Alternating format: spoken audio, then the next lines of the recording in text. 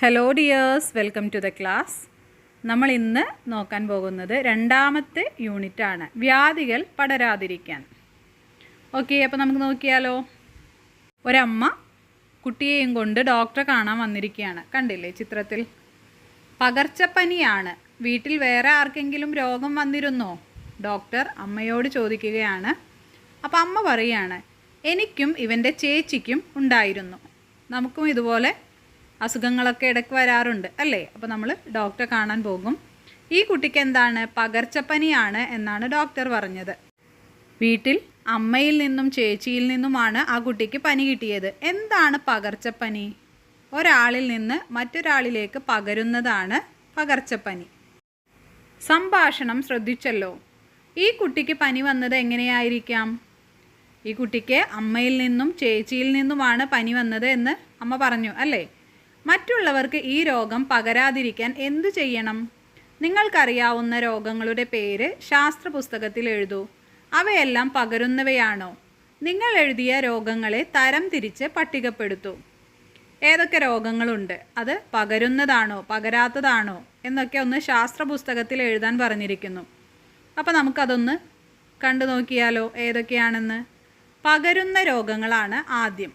അതിൽ എക്സാമ്പിൾ തന്നിട്ടുണ്ട്: ഡെങ്കിപ്പനി, മഞ്ഞപ്പിത്തം. ഇനി പകരാത്ത രോഗങ്ങൾ ഏതൊക്കെയാണ്? ക്യാൻസർ, പ്രമേഹം. ഇതൊക്കെ പകരില്ല. ഇനി നമുക്ക് പകരുന്ന കൂടുതൽ രോഗങ്ങൾ നോക്കാം. പകരുന്ന രോഗങ്ങൾ എന്ന് പറഞ്ഞാൽ ഒരാൾക്ക് വന്നാൽ അതിൽ നിന്ന് മറ്റൊരാൾക്ക് വരാൻ എളുപ്പമാണ്. എന്താണ്? ചിക്കൻ പോക്സ്, അതുപോലെ തന്നെ ക്ഷയം, മുണ്ടിനീര്, എലിപ്പനി, cholera, AIDS, chikungunya, malaria, typhoid, ചെങ്കണ്ണ്. അപ്പോൾ ഈ പറഞ്ഞതൊക്കെയാണ് പകരുന്ന രോഗങ്ങൾ എന്ന് പറയുന്നത്. ഒരാൾക്ക് വന്നു കഴിഞ്ഞാൽ മറ്റേയാൾക്ക് വരാനായിട്ട്, അല്ലെങ്കിൽ വീട്ടിലോ നമ്മുടെ നാട്ടിലോ നമ്മുടെ ക്ലാസ്സിലോ ഒക്കെ ഈ രോഗമുണ്ടെങ്കിൽ മറ്റുള്ളവർക്കും വരാൻ എളുപ്പമായിരിക്കും. ഇനി പകരാത്ത രോഗങ്ങൾ, ഒരാൾക്ക് വന്നാൽ മറ്റൊരാൾക്ക് വരില്ല. അതേതൊക്കെയാണ്? ക്യാൻസർ, പ്രമേഹം, ഹൃദ്രോഗങ്ങൾ, മൂത്രാശയക്കല്ല്, രക്തസമ്മർദ്ദം, അൾസർ, അപസ്മാരം, ആസ്മ, മാനസിക രോഗങ്ങൾ, അൾഷിമേഴ്സ്, ഫാറ്റി ലിവർ. ഇതൊക്കെയാണ് ഒരാളിൽ നിന്ന് മറ്റൊരാളിലേക്ക് പകരാത്ത രോഗങ്ങൾ എന്ന് പറയുന്നത്. ഒരാളിൽ നിന്ന് മറ്റുള്ളവരിലേക്ക് പകരുന്ന രോഗങ്ങളാണ് പകർച്ചവ്യാധികൾ അഥവാ കമ്മ്യൂണിക്കബിൾ ഡിസീസസ്. മഹാമാരികൾ. എന്താണ് മഹാമാരികൾ? പകർച്ചവ്യാധികൾ മറ്റു രാജ്യങ്ങളിലേക്കോ ഭൂഖണ്ഡങ്ങളിലേക്കോ വ്യാപിക്കുകയും നിരവധി ആളുകളെ ബാധിക്കുകയും ചെയ്താൽ അതിനെ മഹാമാരി അല്ലെങ്കിൽ പാൻഡമിക് എന്ന് പറയുന്നു. നമ്മൾ അതിജീവിച്ച ചില മഹാമാരികളാണ് വസൂരി, ക്ഷയം, പ്ലേഗ്, COVID-19 തുടങ്ങിയവ. ഇതിൽ COVID-19 നിങ്ങൾക്ക് എല്ലാവർക്കും അറിയുമായിരിക്കും അല്ലേ? അപ്പോൾ എല്ലാവർക്കും മനസ്സിലായില്ലേ എന്താണ്? ഒരുപാട് രാജ്യങ്ങളിലും അതുപോലെ തന്നെ ഭൂഖണ്ഡങ്ങളിലും എല്ലാം വ്യാപിച്ച് നിരവധി ആളുകളെ ഒരു രോഗം ബാധിച്ചാൽ അതിനെയാണ് മഹാമാരി അല്ലെങ്കിൽ പാൻഡമിക് എന്ന് പറയുന്നത്. രോഗമുള്ള ഒരാളുമായി ഇടപഴകുമ്പോൾ നമുക്കും ആ രോഗം വരാനുള്ള സാധ്യതയില്ലേ? ഉണ്ട് അല്ലേ? രോഗമുള്ള ഒരാളുമായി ഇടപഴകുമ്പോൾ നമുക്കും ആ രോഗം വരും. പകർച്ചവ്യാധികൾക്ക് കാരണമാകുന്നത് എന്തായിരിക്കും? അവയെ നമുക്ക് കാണാൻ സാധിക്കുമോ? എന്തുകൊണ്ടായിരിക്കും ഈ പകർച്ചവ്യാധി വരുന്നത്? അതിനെ നമുക്ക് കാണാൻ സാധിക്കുമോ എന്നാണ് ചോദ്യം. നമുക്കതൊന്ന് നോക്കിയാലോ. രോഗകാരികൾ അല്ലെങ്കിൽ പത്തോജൻസ്. കണ്ണുകൊണ്ട് നേരിട്ട് കാണാൻ സാധിക്കാത്ത സൂക്ഷ്മജീവികളായ ബാക്ടീരിയ, വൈറസ്, ഫംഗസ് തുടങ്ങിയവയാണ് മിക്ക പകർച്ചവ്യാധികൾക്കും കാരണമാകുന്നത്. രോഗങ്ങൾക്ക് കാരണമാകുന്നതിനാൽ ഇവയെ രോഗകാരികൾ എന്ന് പറയുന്നു. എന്താണ് രോഗകാരികൾ? കണ്ണുകൊണ്ട് നേരിട്ട് കാണാൻ സാധിക്കാത്തതാണ് അല്ലേ? ബാക്ടീരിയ, വൈറസ്, ഫംഗസ് ഇതൊക്കെ നമുക്ക് മൈക്രോസ്കോപ്പിലൂടെ മാത്രമേ കാണാൻ സാധിക്കൂ. പക്ഷേ പല രോഗങ്ങൾക്കും ഇവ കാരണമാകുന്നത് കൊണ്ടാണ് ഇവയെ രോഗകാരികൾ പത്തോജൻസ് എന്ന് പറയുന്നത്. കണ്ടില്ലേ? ബാക്ടീരിയയുടെയും വൈറസിൻ്റെയും ഒക്കെ മൈക്രോസ്കോപ്പ് ദൃശ്യമാണ് കൊടുത്തിരിക്കുന്നത്. ഇനി ഇവ മൂലമുണ്ടാകുന്ന രോഗങ്ങൾ ഏതൊക്കെയാണെന്ന് നോക്കിയാലോ. ബാക്ടീരിയ മൂലമുണ്ടാകുന്നതാണ് കോളറ, കുഷ്ഠം, ക്ഷയം, ടെറ്റനസ്, വില്ലൻ ചുമ, ടോൺസിലൈറ്റിസ്, ആന്ത്രാക്സ്, പ്ലേഗ്, ന്യൂമോണിയ. ഇതൊക്കെ ബാക്ടീരിയ മൂലം ഉണ്ടാകുന്ന രോഗങ്ങളാണ്. കോവിഡ്-19, പോളിയോ, മുണ്ടിനീര്, ചിക്കൻ പോക്സ്, ഡെങ്കിപ്പനി, ചിക്കൻ ഗുനിയ, ഹെപ്പറ്റൈറ്റിസ്, പക്ഷിപ്പനി, അഞ്ചാം പനി, പേവിഷബാധ, എയ്ഡ്സ്. ഇതൊക്കെ വൈറസ് മൂലമാണ്. ഇനി ഫംഗസ്, വട്ടച്ചൊറി, കാൻഡിഡിയാസിസ്, ഹിസ്റ്റോപ്ലാസ്മോസിസ്, ഇതെല്ലാം ഫംഗസ് ബാധ മൂലമുണ്ടാകുന്ന രോഗങ്ങളാണ്. സൂക്ഷ്മ ജീവികൾക്കൊപ്പം എല്ലാ സൂക്ഷ്മജീവികളും രോഗകാരികളല്ല. നമ്മുടെ ശരീരത്തിൽ തൊലിപ്പുറത്തുമെല്ലാം ഉപകാരികളായ ഒട്ടനേകം ബാക്ടീരിയകളുണ്ട്. നമ്മുടെ ആഹാരത്തിൻ്റെ ദഹനത്തിനും ആഗിരണത്തിനുമെല്ലാം അവ സഹായിക്കുന്നുണ്ട്. സൂക്ഷ്മജീവികൾ നമുക്ക് ഉപകാരികളാകുന്ന നിരവധി സന്ദർഭങ്ങളുണ്ട്. ദോശമാവ് പുളിപ്പിക്കുന്നത് ചില ഇനം ബാക്ടീരിയകളാണ്. ബാക്ടീരിയകളും ഫംഗസുകളുമൊക്കെയാണ് ജൈവാവശിഷ്ടങ്ങളെ വിഘടിപ്പിച്ച് മണ്ണിൽ ചേർക്കുന്നത്. സൂക്ഷ്മജീവികൾ ഉപകാരികളാകുന്ന കൂടുതൽ സന്ദർഭങ്ങൾ കണ്ടെത്തി ശാസ്ത്രപുസ്തകത്തിൽ എഴുതൂ. അപ്പോൾ എല്ലാ സൂക്ഷ്മജീവികളും രോഗകാരികളല്ല. നമുക്ക് ഉപകാരികളായ സൂക്ഷ്മജീവികളും ഉണ്ട്. നമ്മുടെ ആഹാരത്തിൻ്റെ ദഹനത്തിനും ആഗിരണത്തിനുമെല്ലാം നമ്മുടെ ശരീരത്തിൽ ഇതുപോലെ തന്നെ നല്ല ബാക്ടീരിയകളുണ്ട് അല്ലേ. അതുപോലെ തന്നെ ദോശമാവ് പുളിപ്പിച്ച് നമുക്ക് ഭക്ഷിക്കാനുള്ള തരത്തിൽ ആക്കുന്നത് ഇതുപോലുള്ള സൂക്ഷ്മജീവികളാണ്. പിന്നെയോ ബാക്ടീരിയകളും ഫംഗസുകളുമൊക്കെയാണ് ജൈവ അവശിഷ്ടങ്ങളെ വിഘടിപ്പിച്ച് മണ്ണിൽ ചേർക്കുന്നത്. നമ്മൾ പച്ചക്കറികളുടെ വേസ്റ്റും അതുപോലെ തന്നെ നമ്മുടെ എന്തെങ്കിലും വേസ്റ്റ് ജൈവ അവശിഷ്ടങ്ങളൊക്കെ വിഘടിപ്പിച്ച് മണ്ണിൽ ലയിപ്പിക്കുന്നത് ആരാണ്? ബാക്ടീരിയകളും ഫംഗസുകളുമൊക്കെയാണ് അല്ലേ. സൂക്ഷ്മജീവികൾ ഉപകാരികളാകുന്ന വേറെ എന്തൊക്കെ സന്ദർഭങ്ങളുണ്ട് എന്ന് കണ്ടെത്തി നിങ്ങളുടെ ശാസ്ത്ര പുസ്തകത്തിൽ എഴുതണം കേട്ടോ. ഇനി പറയുന്നത് ഫംഗസുകളുടെ ലോകം. നമുക്ക് പരിചിതമായ റൊട്ടിപ്പൂപ്പൽ, വസ്ത്രങ്ങളെ ബാധിക്കുന്ന കരിമ്പൻ എന്നിവയെല്ലാം ഫംഗസുകളാണ്. എല്ലാവരും കണ്ടിരിക്കും അല്ലേ. റൊട്ടിയിലുള്ള പൂപ്പൽ, കുറച്ച് ദിവസം എടുത്തു വെച്ചാൽ റൊട്ടിയിൽ പൂപ്പലുണ്ടാകും. അതുപോലെ തന്നെ നമ്മുടെ വസ്ത്രങ്ങളിൽ നനഞ്ഞ് വെച്ചിരുന്നാൽ എന്ത് വരും? കരിമ്പൻ, കറുപ്പ് കളറിൽ ഇങ്ങനെ കുത്തുകുത്തു പോലെ വരും അല്ലേ. ഇതെല്ലാം എന്താണ്? ഫംഗസുകളാണ്. മനുഷ്യന് രോഗമുണ്ടാക്കുന്ന സൂക്ഷ്മജീവികളായ ചില ഫംഗസുകളാണ് കാൻഡിഡ, ക്രിപ്റ്റോകോക്കസ്, ഹിസ്റ്റോപ്ലാസ്മ തുടങ്ങിയവ. നാം ഭക്ഷണമാക്കുന്ന കൂൺ മുതൽ കണ്ണുകൊണ്ട് കാണാൻ സാധിക്കാത്തവ വരെ ഉൾപ്പെടുന്നതാണ് ഫംഗസുകളുടെ ലോകം. നമ്മളെല്ലാവരും കൂണ് കണ്ടിട്ടുണ്ടായിരിക്കും അല്ലേ. അതൊരു തരം ഫംഗസാണ്. പിന്നെ അതുകൂടാതെ നമുക്ക് കണ്ണുകൊണ്ട് കാണാൻ സാധിക്കാത്ത, മൈക്രോസ്കോപ്പ് കൊണ്ട് മാത്രം കാണാൻ സാധിക്കുന്ന ഫംഗസുകൾ വരെ ലോകത്തുണ്ട്. ഇതിൽ കൂൺ നമുക്ക് ഉപകാരിയാണ് അല്ലേ. പക്ഷേ നമുക്ക് രോഗമുണ്ടാക്കുന്ന ചില ഫംഗസുകളുടെ പേര് പറഞ്ഞു. ഏതൊക്കെയാണ്? Candida, Cryptococcus, Histoplasma. ഇതെല്ലാം നമുക്ക് രോഗമുണ്ടാക്കുന്ന ഫംഗസാണ്. അപ്പം നല്ലതും ചീത്തയും ഉണ്ട് അല്ലേ ഫംഗസിൽ. രോഗങ്ങൾ പകരുന്ന വഴി. ചിത്രീകരണം നിരീക്ഷിച്ച് രോഗങ്ങൾ പകരാനുള്ള സാഹചര്യം കണ്ടെത്തൂ. ഒരു കുട്ടിക്ക് അസുഖം വന്നിട്ട് ഇങ്ങനെ ചുമക്കുകയാണ് അല്ലേ. പിന്നെ എന്തൊക്കെയാണ് ചിത്രത്തിൽ കാണുന്നത്? കുറച്ച് പഴങ്ങളുണ്ട്. ഏതൊക്കെയാണ്? പഴം, അതുപോലെ തന്നെ പപ്പായ, തണ്ണിമത്തൻ, ഇതൊക്കെയുണ്ട് അല്ലേ. ആപ്പിളുണ്ട്, ഓറഞ്ചുണ്ട്. പക്ഷെ എന്താണ് അതിൽ പ്രത്യേകത? അതിലെല്ലാം ഈച്ച ഇങ്ങനെ വന്നിരിക്കുന്നുണ്ട്. അപ്പോൾ ഈച്ച ഇരുന്നാൽ നല്ലതാണോ? അല്ല അല്ലേ. നമുക്ക് രോഗം പരത്താനുള്ള ഒരു കഴിവ് ആർക്കും ഉണ്ട്? ഈച്ചയ്ക്കും ഉണ്ട്. അപ്പോൾ ആഹാര സാധനങ്ങളൊന്നും ഇങ്ങനെ തുറന്ന് വെക്കരുത്. കാരണം ഈച്ച അതിൽ വന്നിരുന്ന് നമുക്ക് രോഗമുണ്ടാക്കും. ചുമക്കുമ്പോഴും തുമ്മുമ്പോഴും മൂക്കും വായും തൂവാല കൊണ്ട് മറയ്ക്കുന്നത് എന്തിനാണ്? ചുമക്കുമ്പോഴും തുമ്മുമ്പോഴും നമ്മുടെ വായിലൂടെ ഒരുപാട് രോഗാണുക്കൾ പുറത്തേക്ക് വരാൻ സാധ്യതയുണ്ട് അല്ലേ. അത് വായുവിലൂടെ മറ്റുള്ളവർക്കും പകരും. അതിനാണ് തൂവാല കൊണ്ട് പൊത്തിപ്പിടിച്ച് ചുമയ്ക്കാനും അതുപോലെ തന്നെ തുമ്മാനുമൊക്കെ പറയുന്നത്. അടുത്തത്, ഭക്ഷണ സാധനങ്ങൾ അടച്ചു സൂക്ഷിക്കുന്നത് എന്തിനാണ്? നേരത്തെ നമ്മൾ പറഞ്ഞു അല്ലേ. ഈച്ച അതുപോലെ തന്നെ ബാക്കിയുള്ള എന്തെങ്കിലും പ്രാണികളോ ഒക്കെ നമ്മുടെ ആഹാരത്തിൽ വന്നിരുന്ന് നമുക്ക് രോഗങ്ങളുണ്ടാക്കും. അതുകൊണ്ടാണ് ആഹാര സാധനങ്ങൾ മൂടി സൂക്ഷിക്കണമെന്ന് പറയുന്നത്. രോഗകാരികളായ സൂക്ഷ്മജീവികൾ മനുഷ്യ ശരീരത്തിൽ പ്രവേശിക്കുന്നത് ഏതെല്ലാം മാർഗങ്ങളിലൂടെയാണ്? ചർച്ച ചെയ്ത് ആശയ ചിത്രീകരണം പൂർത്തിയാക്കൂ. അതായത് ഒരുപാട് രോഗകാരികളായ സൂക്ഷ്മജീവികളുണ്ട് അല്ലേ? അതൊക്കെ എങ്ങനെയാണ് നമ്മുടെ ശരീരത്തിലേക്ക് പ്രവേശിക്കുന്നത്? ഒരു ചാർട്ട് തന്നിരിക്കുന്നു. സൂക്ഷ്മജീവികൾ ശരീരത്തിൽ പ്രവേശിക്കുന്ന വിധവും രോഗങ്ങളും, എങ്ങനെയാണ് അത് പ്രവേശിക്കുന്നത്, അതുണ്ടാക്കുന്ന രോഗം എന്താണ് എന്നൊക്കെയാണ്. ചാർട്ടിലെ ഫസ്റ്റ് പാർട്ട് നോക്കൂ. രോഗാണുവാഹകരിൽ നിന്നല്ലാതെ, അതായത് രോഗാണുവാഹകരായിട്ടുള്ള ജീവികൾ ഉണ്ടാവില്ല. അങ്ങനെ വരുന്ന രോഗങ്ങൾ ഏതൊക്കെയാണ്? എങ്ങനെയാണത് വരുന്നത്? രണ്ടാമത്തേത് പറഞ്ഞിരിക്കുന്നത് രോഗാണുവാഹകരിൽ നിന്ന്, രോഗം പരത്തുന്ന ഒരു വാഹകനായ ജീവി ഉണ്ട്. അപ്പോൾ ആദ്യത്തേത് നോക്കാം. രോഗാണുവാഹകരിൽ നിന്ന് അല്ലാതെ വരുന്നത് അതേതൊക്കെയാണ്? മണ്ണിലൂടെ വരാം, വായുവിലൂടെ വരാം, അതുപോലെ തന്നെ ജലവും ഭക്ഷണവും വഴി വരാം. അതിൽ ജീവനുള്ള ഒരു ജീവിയും ഇല്ല അല്ലേ? മണ്ണ്, വായു, ജലം, ഭക്ഷണം ഇതൊക്കെ വഴി പകരുന്ന രോഗമാണ്.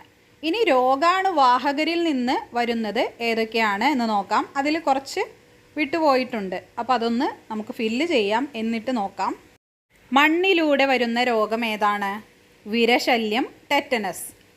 ഇനി വായുവിലൂടെ പകരുന്നതോ? ക്ഷയം, COVID-19. ഇനി ജലവും ഭക്ഷണവും വഴി പകരുന്നത് ടൈഫോയിഡ്, വയറിളക്കം.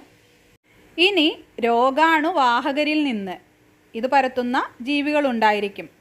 ആദ്യത്തേത് കൊതുകാണ്. കൊതുക് പരത്തുന്നത് ഡെങ്കിപ്പനി, മന്ത്, മലേറിയ. ഇനി ഈച്ച പരത്തുന്നതോ? Cholera, typhoid. പിന്നെ മനുഷ്യർ വഴി കുഷ്ഠം, എയ്ഡ്സ്. പക്ഷികൾ വഴി ഹിസ്റ്റോപ്ലാസ്മോസിസ്, പക്ഷിപ്പനി, ഇതൊക്കെയുണ്ട്. ആ ചാർട്ടിൽ പെടാത്ത കുറച്ച് രോഗങ്ങൾ കൂടി നമുക്കൊന്ന് നോക്കാം. മണ്ണിലൂടെ പകരുന്നത് വിരശല്യം, ടെറ്റനസ്. വായുവിലൂടെ ക്ഷയം, measles, chicken pox, COVID-19, influenza. ഇനി ജലവും ഭക്ഷണവും വഴി വരുന്നത് ടൈഫോയിഡ്, വയറിളക്കം, കോളറ. ഇനി കൊതുക് പരത്തുന്ന വേറെ രോഗങ്ങൾ ഏതൊക്കെയാണ്? ഡെങ്കിപ്പനി, മന്ത്, മലേറിയ, മഞ്ഞപ്പനി, സിക്കപ്പനി. ഇതൊക്കെ കൊതുക് വഴി വരുന്നതാണ്. ഈച്ചയോ? Typhoid, dysentery, cholera. മനുഷ്യൻ കുഷ്ഠം, ചെങ്ങണ്ണ്, എയ്ഡ്സ്. ഇനി പക്ഷികൾ വഴി പക്ഷിപ്പനി, ഹിസ്റ്റോപ്ലാസ്മോസിസ്, ഓർണിത്തോസിസ്. എലി, പ്ലേഗ്, ടൈഫസ്. രോഗങ്ങൾ പകരുന്നത് വ്യത്യസ്ത മാർഗങ്ങളിലൂടെയാണെന്ന് മനസ്സിലായല്ലോ. രോഗാണുവാഹകരായ ഏതെല്ലാം ജീവികളെ നിങ്ങൾക്ക് കണ്ടെത്താൻ സാധിച്ചു? നമ്മൾ സാധാരണയായി കാണുന്നത് ഈച്ച, അതുപോലെ തന്നെ എലി, കൊതുക്, ഇതൊക്കെ നമുക്ക് സുപരിചിതമാണ് അല്ലേ? രോഗാണുവാഹകർ രോഗകാരികളായ സൂക്ഷ്മജീവികളെ നമ്മുടെ ശരീരത്തിലേക്ക് എത്തിക്കുന്ന ജീവികളാണ് രോഗാണുവാഹകർ അല്ലെങ്കിൽ വെക്ടേഴ്സ്. ഈച്ച, എലിച്ചെള്ള്, കൊതുക്, വവ്വാൽ തുടങ്ങി ധാരാളം ജീവികൾ രോഗാണുവാഹകരിൽ പെടും. നമ്മൾ മനസ്സിലാക്കി, ബാക്ടീരിയ രോഗം വരുത്തും, വൈറസ് വരുത്തും, ഫംഗസ് വരുത്തും എന്നെല്ലാം. പക്ഷേ ഈ സൂക്ഷ്മജീവികളെ നമ്മുടെ ശരീരത്തിലേക്ക് എത്തിക്കുന്നത് ആരൊക്കെയാണ്? ഈച്ച വഴി, കൊതുക് വഴി, അതുപോലെ തന്നെ എലിച്ചെള്ള്, വവ്വാൽ തുടങ്ങിയ ധാരാളം ജീവികളിലൂടെയാണ് നമ്മുടെ ശരീരത്തിലേക്ക് അതെത്തുന്നത്. അതുകൊണ്ട് ഇത്തരം ജീവികളെയാണ് രോഗാണുവാഹകർ എന്ന് അറിയപ്പെടുന്നത്. ഈച്ചയുടെയും അതുപോലെ തന്നെ എലിയുടെയും കൊതുകിൻ്റെയും വവ്വാലിൻ്റെയും ഒക്കെ ഉമിനീരിലും അതുപോലെ തന്നെ ശരീരത്തിലുമുള്ള വൈറസും ഫംഗസും ഒക്കെ നമ്മുടെ ഭക്ഷണ പദാർത്ഥങ്ങളിലും വെള്ളത്തിലും അതുപോലെ തന്നെ മണ്ണിലും വായുവിലുമൊക്കെ കലർന്ന് നമുക്ക് രോഗം വരുന്നു. കൊതുകാണെങ്കിലോ നമ്മുടെ ശരീരത്തിലേക്ക് നേരിട്ടാണ് അല്ലേ, നമ്മളെ കൊതുക് കടിക്കുന്നത് വഴി ആ രോഗം നമ്മളിലേക്ക് എത്തിക്കുന്നു. പരിസരം മലിനമാകുമ്പോൾ ചിത്രം നോക്കൂ. സമാന സാഹചര്യങ്ങൾ നിങ്ങളുടെ ചുറ്റുപാടിലും ഉണ്ടോ? കുറേ മലിന വസ്തുക്കൾ കൂട്ടിയിട്ടിരിക്കുന്നു, കണ്ടില്ലേ? അതിലൊക്കെ ഓരോ ജീവികൾ വന്ന് കൂടുന്നു. എലികളും അതുപോലെ തന്നെ നായ, കൊതുക്, ഈച്ച, ഇതെല്ലാം വന്ന് നിറയുന്നു, കണ്ടില്ലേ? രോഗാണുവാഹകർ പെരുകുന്ന സാഹചര്യങ്ങൾ എഴുതി നോക്കൂ. രോഗാണുവാഹകർ എങ്ങനെയാണ് പെരുകുന്നത്? ഈച്ച അവശിഷ്ടങ്ങൾ കൂട്ടിയിടുന്നതിലൂടെ ഈച്ച ഒരുപാട് പെരുകും അല്ലേ? കൊതുക് ഉപേക്ഷിച്ച പ്ലാസ്റ്റിക് കവറുകളിലും കുപ്പികളിലും ചിരട്ടകളിലും കെട്ടിക്കിടക്കുന്ന ജലത്തിലും കൊതുക് മുട്ടയിട്ട് വളരുന്നു. എലിയോ ഇതുപോലെ തന്നെയാണ് അല്ലേ? ഒരുപാട് മാലിന്യങ്ങൾ കൂട്ടിയിടുന്നത് വഴി എലി അവയ്ക്ക് ഭക്ഷണ സാധനങ്ങളും വസിക്കാനുള്ള വാസസ്ഥലവും എല്ലാം കിട്ടുന്നതോടെ പെറ്റുപെരുകി ഒരുപാടാവുന്നു. രോഗാണുവാഹകരെ നിയന്ത്രിക്കാൻ നമുക്ക് എന്തെല്ലാം ചെയ്യാൻ കഴിയും? ക്ലാസ്സിൽ ചർച്ച ചെയ്ത് ശാസ്ത്ര പുസ്തകത്തിൽ എഴുതൂ. രോഗാണുവാഹകരെ നിയന്ത്രിക്കാൻ നമുക്ക് ചെയ്യാൻ പറ്റുന്നത് പ്രധാനമായും മാലിന്യങ്ങൾ ശരിയായി സംസ്കരിക്കുക എന്നുള്ളതാണ്. നമ്മൾ കഴിച്ച ഭക്ഷണത്തിൻ്റെ അവശിഷ്ടങ്ങളും ബാക്കിയുള്ള അവശിഷ്ടങ്ങളും അവിടെയും ഇവിടെയും ഒന്നും കൊണ്ടിടാതെ അത് ശരിയായ രീതിയിൽ നിക്ഷേപിക്കണം. കൊതുകിനെ നിയന്ത്രിക്കാം. കൊതുകിനെ നിയന്ത്രിച്ചാൽ കുറേയേറെ രോഗങ്ങൾ തടയാമല്ലോ. കൊതുക് വളരുന്ന സാഹചര്യം നമ്മുടെ വീട്ടുപരിസരങ്ങളിൽ മാത്രം ഇല്ലാതാക്കിയാൽ മതിയോ? ഒരു ഈച്ചയുടെയും കൊതുകിൻ്റെയും സംഭാഷണം നോക്കൂ. കൊതുക് പറയാണ്, ഇവിടെ ഇനി രക്ഷയില്ല, മുട്ടയിടാൻ വേറെ സ്ഥലം നോക്കണം. അപ്പോൾ ഈച്ച പറയാണ്, ഈ പ്രദേശം വൃത്തിയുള്ളതാണ്, നമുക്കിവിടെ ജീവിക്കാൻ പറ്റില്ല. ഈച്ച വൃത്തിയുള്ള സ്ഥലത്ത് ജീവിക്കില്ല എന്നാണ് പറയുന്നത്. കാരണം മാലിന്യങ്ങളിലാണ് അവ വസിക്കുന്നത് അല്ലേ? ഇങ്ങനെ പറന്ന് കളിക്കും. വെള്ളം കെട്ടിക്കിടക്കുന്നത് ഒഴിവാക്കൽ, പാർപ്പിടങ്ങൾക്കു ചുറ്റുമുള്ള പുല്ലും പാഴ്ചെടികളും നീക്കൽ, ഓടകൾ ശുചീകരിക്കൽ എന്നിവ കൊതുക് പെരുകുന്നത് തടയാനുള്ള ചില മാർഗങ്ങളാണ്. അപ്പം എന്തൊക്കെ ചെയ്യണം? വെള്ളം ഇങ്ങനെ കെട്ടിക്കിടക്കുന്ന സ്ഥലങ്ങളിലൊക്കെ ഇവ മുട്ടയിട്ട് പെരുകും അല്ലേ? അപ്പോൾ അത് ഒഴിവാക്കണം. അതുപോലെ തന്നെ നമ്മുടെ പാർപ്പിടങ്ങൾക്ക് ചുറ്റുമുള്ള പുല്ലുകളും പാഴ്ചെടികളും ഒക്കെ നീക്കം ചെയ്യണം. അതുപോലെ തന്നെ ഓടകൾ ശുദ്ധിയാക്കണം. അപ്പോൾ കൊതുക് പെരുകാനുള്ള സാഹചര്യം കുറയും. ഇനി ചിത്രം നിരീക്ഷിക്കൂ. കൊതുകിനെ ഓടിക്കാനുള്ള കുറച്ച് കാര്യങ്ങളാണ്. കണ്ടില്ലേ? ഒരു കുട്ടിക്ക് വല ഇട്ടിരിക്കുന്നു, കൊതുക് വല ഇട്ടിരിക്കുന്നു. അതുപോലെ തന്നെ കൊതുക് തിരി, പിന്നെയോ ഇലക്ട്രിക് ബാറ്റ്, അതുപോലെ തന്നെ വൈദ്യുതിയിൽ പ്രവർത്തിക്കുന്ന കൊതുകിനെ കൊല്ലുന്ന നാശിനി, ഇതെല്ലാം അവിടെ ഉണ്ട്. കൊതുക് കടി ഏൽക്കാതിരിക്കാൻ മുൻകരുതലുകൾ എന്തെല്ലാമാണ്? എന്തൊക്കെയാണ് കൊതുക് കടി ഏൽക്കാതിരിക്കാനുള്ള മുൻകരുതലുകൾ എന്ന് പറയുന്നത്? സന്ധ്യാസമയത്ത് വാതിലും ജനലും അടച്ചിടുക. പിന്നെയോ കൊതുക് വലകൾ ഉപയോഗിക്കുക. ഉറങ്ങുന്ന സമയത്ത് കൊതുക് വലകൾ ഉപയോഗിക്കാം. അതുപോലെ തന്നെ ഇറക്കമുള്ള വസ്ത്രങ്ങൾ ധരിക്കാം. പിന്നെയോ നമുക്ക് ശരീരത്തിന് ഹാനികരമല്ലാത്ത കൊതുക് നാശിനികൾ ഉപയോഗിക്കാം. അതിൽ ഇലക്ട്രിക്കായിട്ട് പ്രവർത്തിക്കുന്ന ബാറ്റൊക്കെ ഉണ്ട് അല്ലേ? അതുപോലെ തന്നെ ചില പച്ചില മരുന്നുകളൊക്കെ ഉപയോഗിച്ചുണ്ടാക്കുന്ന കൊതുക് തിരികൾ, ഇതൊക്കെ നമുക്ക് ഉപയോഗിക്കാവുന്നതാണ്. നമ്മുടെ ശരീരത്തിൻ്റെ ആരോഗ്യ സ്ഥിതി മോശമാവാത്ത തരത്തിലുള്ള കൊതുക് നാശിനികൾ നമുക്ക് ഉപയോഗിക്കാം. രോഗം പകരാതിരിക്കാൻ പരിസര ശുചിത്വം മാത്രം ഉറപ്പാക്കിയാൽ മതിയോ? ശ്രദ്ധിക്കേണ്ട മറ്റു ചില കാര്യങ്ങൾ നോക്കൂ. രോഗങ്ങൾ വരാതിരിക്കാൻ ശ്രദ്ധിക്കേണ്ട കാര്യങ്ങൾ എന്തൊക്കെയാണ്? ആഹാരത്തിലൂടെയും ജലത്തിലൂടെയും പകരുന്ന രോഗങ്ങളുണ്ട്. നമ്മൾ നേരത്തെ കണ്ടു അല്ലേ? ആഹാരത്തിലൂടെയും ജലത്തിലൂടെയും എല്ലാം പകരുന്ന രോഗങ്ങളുണ്ട്. അത് വരാതിരിക്കാൻ എന്ത് ശ്രദ്ധിക്കണം?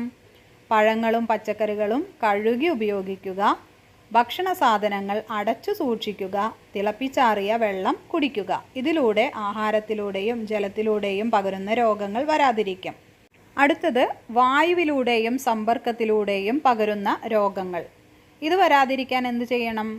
രോഗിയുമായിട്ടുള്ള സമ്പർക്കം ഒഴിവാക്കുക. ഒരാൾക്ക് രോഗം വന്നാൽ അയാളെ മാറ്റി നിർത്തുക എന്ന് പറഞ്ഞാൽ അസുഖം മാറുന്നത് വരെ അയാളുമായി അടുത്ത് ഇടപഴകാതെ ഇരിക്കുക.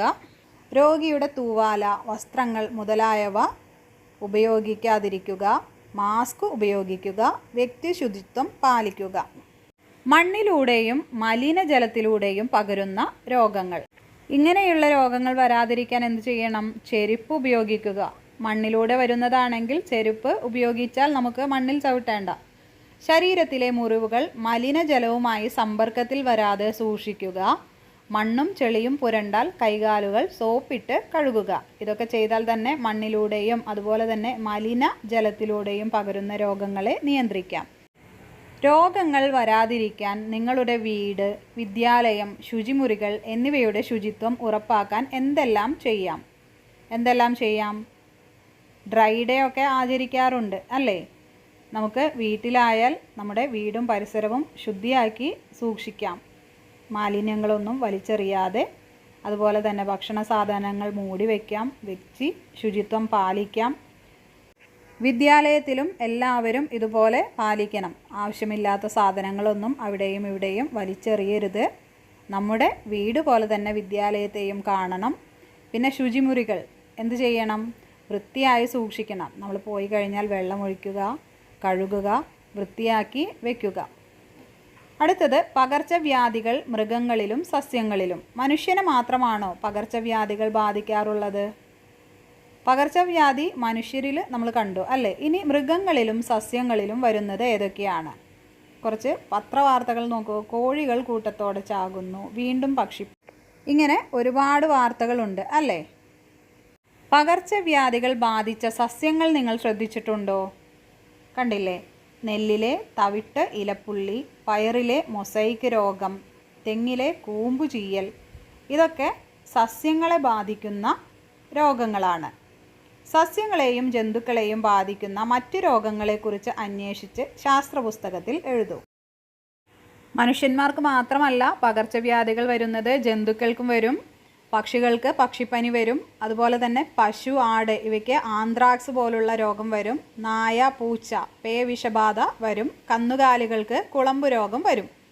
ഇനി സസ്യങ്ങളിൽ എന്തൊക്കെയാണ്? തെങ്ങിന് വരുന്നതാണ് കൂമ്പ് ചീയൽ, നെല്ലിന് തവിട്ട് ഇലപ്പുള്ളി, പയറുചെടിക്കോ മൊസൈക്ക് രോഗം, വാഴയ്ക്ക് കുറുനാമ്പ് രോഗം, തക്കാളിക്ക് വാട്ടരോഗം, ഇതൊക്കെയാണ് വരുന്നത്.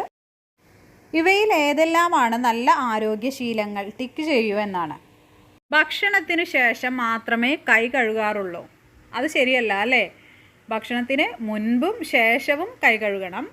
ദിവസവും രാത്രി ആഹാരശേഷം പല്ല് തേക്കാറുണ്ട്. അതൊരു നല്ല സ്വഭാവമാണ് അല്ലേ? അപ്പോൾ ടിക്കിടാം. കൈകാലുകളിലെ നഖങ്ങൾ വെട്ടാറില്ല. അത് മോശമാണ്. പുറത്തിറങ്ങി നടക്കുമ്പോൾ ചെരുപ്പിടാറുണ്ട്. അത് നല്ലതാണ്. പക്ഷികൾ കടിച്ചിട്ട പഴങ്ങൾ കഴിക്കാറുണ്ട്. നല്ലതല്ല. തുറന്നു വെച്ചിരിക്കുന്ന പലഹാരങ്ങളും പാനീയങ്ങളും കഴിക്കാറില്ല. അതൊരു നല്ല ശീലമാണ് അല്ലേ? പൊതുസ്ഥലങ്ങളിൽ തുപ്പാറുണ്ട്. നല്ല ശീലമല്ല അല്ലേ? എല്ലാ ദിവസവും കുളിക്കാറുണ്ട്. അതൊരു നല്ല ശീലമാണ്. വ്യക്തി ശുചിത്വം, പരിസര ശുചിത്വം എന്നിവയുമായി ബന്ധപ്പെട്ട പോസ്റ്ററുകൾ തയ്യാറാക്കി പ്രദർശിപ്പിക്കൂ. വ്യക്തി ശുചിത്വം, പരിസര ശുചിത്വം ഇതുമായി ബന്ധപ്പെട്ട പോസ്റ്ററുകൾ തയ്യാറാക്കണം. അപ്പോൾ എല്ലാവരും തയ്യാറാക്കണം. രോഗപ്രതിരോധ ശേഷി. രോഗാണുക്കൾ ശരീരത്തിൽ പ്രവേശിച്ചാൽ അവയെ നിയന്ത്രിക്കാനും ചെറുത്തു നിൽക്കാനുമുള്ള കഴിവ് സ്വാഭാവികമായി നമ്മുടെ ശരീരത്തിനുണ്ട്. ഇതിന് സ്വാഭാവിക രോഗപ്രതിരോധ ശേഷി അല്ലെങ്കിൽ നാച്ചുറൽ ഇമ്മ്യൂണിറ്റി എന്ന് പറയുന്നു. ഈ കഴിവ് എല്ലാ വ്യക്തികൾക്കും ഒരുപോലെയാകണമെന്നില്ല. പോളിയോ, ഹെപ്പറ്റൈറ്റിസ് ബി തുടങ്ങിയ ചില പകർച്ചവ്യാധികൾക്കെതിരെ സ്വാഭാവികമായ പ്രതിരോധ ശേഷി ഉണ്ടാക്കാൻ ശരീരത്തിന് സാധിക്കാറില്ല. ഏതൊക്കെ രോഗമാണ്? പോളിയോ, ഹെപ്പറ്റൈറ്റിസ് ബി തുടങ്ങിയവയ്ക്ക് നമുക്ക് പ്രതിരോധ ശേഷി നാച്ചുറലായിട്ട് സ്വാഭാവികമായിട്ട് ഉണ്ടാവില്ല ശരീരത്തിൽ. ഇത്തരം രോഗങ്ങൾ വരാതിരിക്കാൻ നാം പ്രതിരോധ കുത്തിവെപ്പുകൾ, വാക്സിനേഷൻസ് എടുക്കേണ്ടതുണ്ട്. ഇതുവഴി രോഗപ്രതിരോധ ശേഷി ആർജിക്കാൻ സാധിക്കും. ഇങ്ങനെ ആർജിത രോഗപ്രതിരോധ ശേഷി അക്വയേർഡ് ഇമ്മ്യൂണിറ്റി എന്ന് പറയുന്നു. അതായത് നമുക്ക് സ്വാഭാവികമായി ലഭിക്കുന്ന പ്രതിരോധ ശേഷിയല്ല, നമ്മൾ വാക്സിനേഷൻ വഴി ഉണ്ടാക്കുന്നതാണ്. അതുകൊണ്ടാണ് ഇതിനെ ആർജിത രോഗപ്രതിരോധ ശേഷി എന്ന് പറയുന്നത്. മനുഷ്യൻ്റെ നിലനിൽപ്പിനു തന്നെ ഭീഷണിയായ വസൂരി, പ്ലേഗ്, പോളിയോ പോലുള്ള പല മഹാമാരികളെയും നമ്മൾ അതിജീവിച്ചത് പ്രതിരോധ കുത്തിവെപ്പുകളിലൂടെയാണ്. നിങ്ങൾക്ക് പോളിയോ എടുത്തിട്ടുണ്ടായിരിക്കും അല്ലേ? അപ്പോൾ നമ്മുടെ നാട്ടിൽ ഈ പോളിയോ, പ്ലേഗ്, വസൂരി ഇതെല്ലാം നമ്മൾ ഒഴിവാക്കിയത് ഏതുമൂലമാണ്? പ്രതിരോധ കുത്തിവെപ്പ് എടുത്തതിലൂടെ എല്ലാവർക്കും പ്രതിരോധ ശേഷി വന്നപ്പോഴാണ് ആ രോഗമൊക്കെ ഒഴിഞ്ഞുപോയത്. വാക്സിൻ എടുക്കാനുള്ളവർ കൗണ്ടർ 2 വരണം. കണ്ടില്ലേ? ഒരുപാട് പേര് വാക്സിൻ എടുക്കാനായിട്ട് നിൽക്കുകയാണ്. ഇത് കോവിഡ് വാക്സിൻ ആയിരിക്കും അല്ലേ? മാസ്ക് ഒക്കെ ഇട്ടിട്ട് എല്ലാവരും അകലം പാലിച്ചിട്ടാണ് നിൽക്കുന്നത്. എന്തെല്ലാം രോഗങ്ങളെ പ്രതിരോധിക്കാനാണ് വാക്സിനുകൾ എടുക്കേണ്ടത്? 16 വയസ്സിനുള്ളിൽ നിർബന്ധമായും എടുക്കേണ്ട വാക്സിനുകൾ ഏതൊക്കെയാണ്? ക്ലാസ്സിൽ ചർച്ച ചെയ്യൂ. കൂടുതൽ വിവരങ്ങൾ ആരോഗ്യ പ്രവർത്തകരുമായുള്ള അഭിമുഖത്തിൽ നിന്ന് ശേഖരിക്കൂ. ആരോഗ്യ പ്രവർത്തകരുമായുള്ള അഭിമുഖത്തിന് മുൻകൂട്ടി ചോദ്യാവലി തയ്യാറാക്കണ്ടേ? ഏതെല്ലാം ചോദ്യങ്ങൾ ഉൾപ്പെടുത്തണം? അപ്പോൾ ഏതെല്ലാം രോഗങ്ങളെ പ്രതിരോധിക്കാനാണ് വാക്സിനുകൾ എടുക്കേണ്ടത്? 16 വയസ്സിനുള്ളിൽ, നമ്മൾ ജനിച്ച് 16 വയസ്സിനുള്ളിൽ നിർബന്ധമായും എടുക്കേണ്ട ചില വാക്സിനുകൾ ഉണ്ട് അല്ലേ? അത് ഏതൊക്കെയാണ് ക്ലാസ്സിൽ ചർച്ച ചെയ്ത് ഇത് നമുക്കറിയാത്തത് ആരോഗ്യ പ്രവർത്തകരുമായുള്ള അഭിമുഖം നടത്തണം. അപ്പോൾ അവർ പറയും അല്ലേ? അവരോട് ചോദിക്കാനുള്ള ചോദ്യാവലി തയ്യാറാക്കാനും പറഞ്ഞിരിക്കുന്നു. Vaccination chart.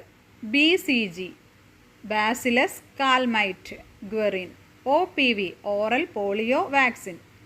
HEPB hepatitis B.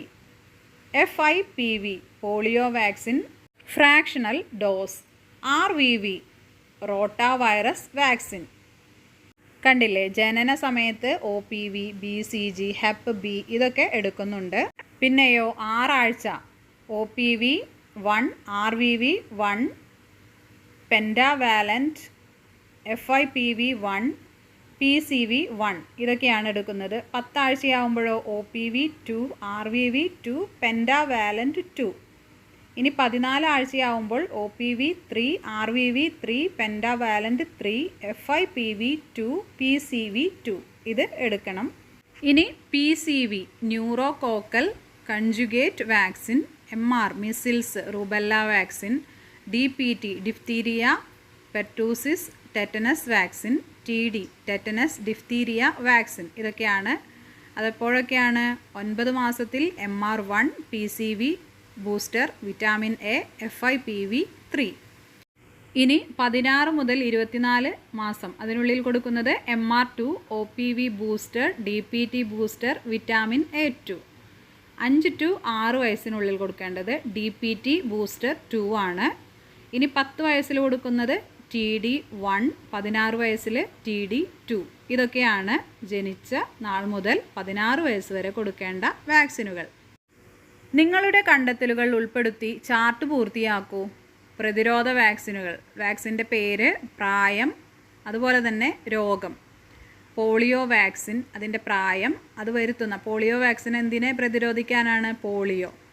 പിന്നെ ടെറ്റനസ് ഡിഫ്തീരിയ വാക്സിൻ 10 വയസ്സിലും 16 വയസ്സിലും എടുക്കാനുള്ളത് എഴുതിയിട്ടുണ്ട്. അപ്പോൾ ആ ചാർട്ട് ഒന്ന് കംപ്ലീറ്റ് ചെയ്യണം.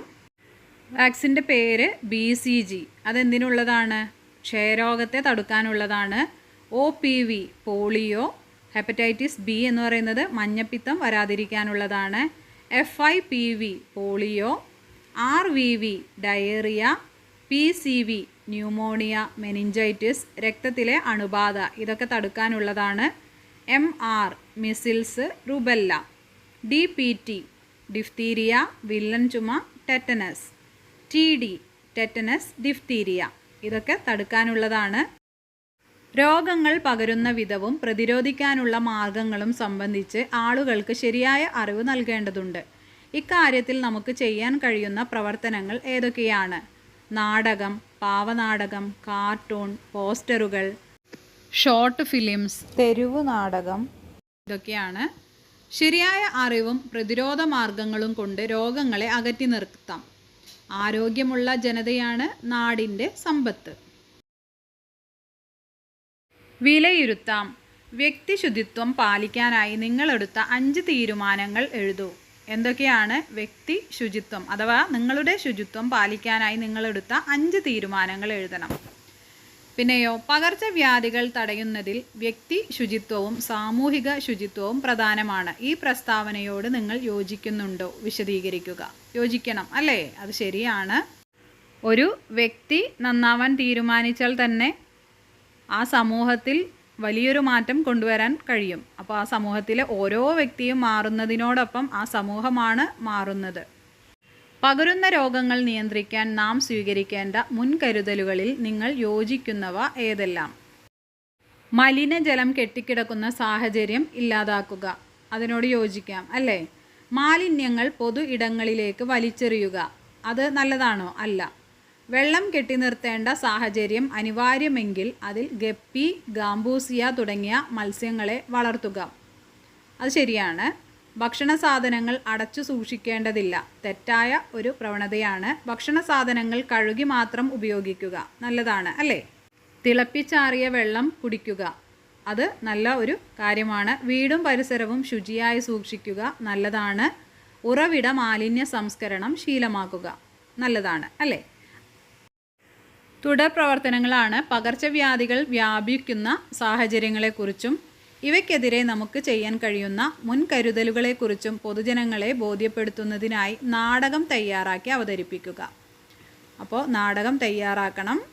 പിന്നെയോ സ്കൂൾ പരിസരത്തിൻ്റെ മാലിന്യ മാപ്പ് തയ്യാറാക്കുക. മാപ്പിലെ വിവരങ്ങളുടെ അടിസ്ഥാനത്തിൽ സ്കൂൾ പരിസരം മാലിന്യമുക്തമാക്കാനുള്ള നിർദ്ദേശങ്ങൾ തയ്യാറാക്കുക.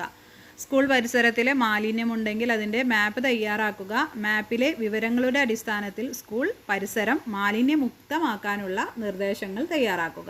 ഓക്കെ ഡിയേഴ്സ്, അപ്പോൾ നമ്മുടെ ഈ പാഠത്തിൽ നമ്മൾ വിവിധ രോഗങ്ങളെക്കുറിച്ചും രോഗവാഹകരെക്കുറിച്ചും ഒക്കെ പഠിച്ചു അല്ലേ? അതുപോലെ തന്നെ രോഗം വരുത്തുന്ന സാഹചര്യവും സൂക്ഷ്മജീവികളും ഏതൊക്കെയാണ് എന്നൊക്കെ പഠിച്ചു അല്ലേ? അപ്പോൾ എല്ലാവരും ഇതൊക്കെ ഏതാണ് എന്ന് കറക്റ്റായി തെറ്റാതെ പഠിക്കണം. Okay dears, see you in next class. Thank you.